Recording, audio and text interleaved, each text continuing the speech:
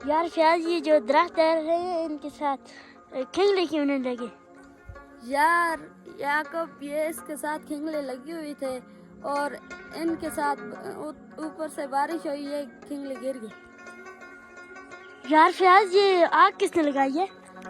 यार याकूब, ये वो घटिया इंसान है जिसने आग लगाई।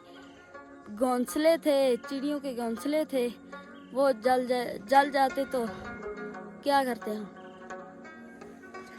इधर दरख्त भी होते और अच्छे अच्छे फूल भी होते और अच्छे अच्छे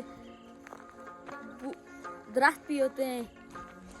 ये देखो कितने प्यारे प्यारे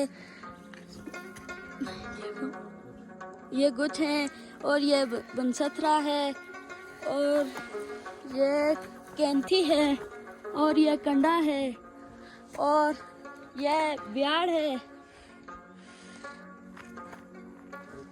ये क्रुकड़ी है, ये खिंगला है, ये चलोथर है।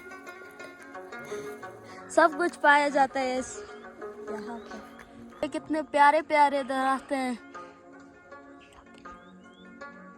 नाज़रीन, ये बहुत ही घटिया इंसान है जिसने इधर आग लगाई और ये पैप जो पानी वाला था वो सड़ गया है और ये पानी डुल रहा है, सारा भाग रहा है। ये आप देख सकते हैं, बहुत ही कोई घटिया इंसान था जिसने यहाँ पर आग लगाई है।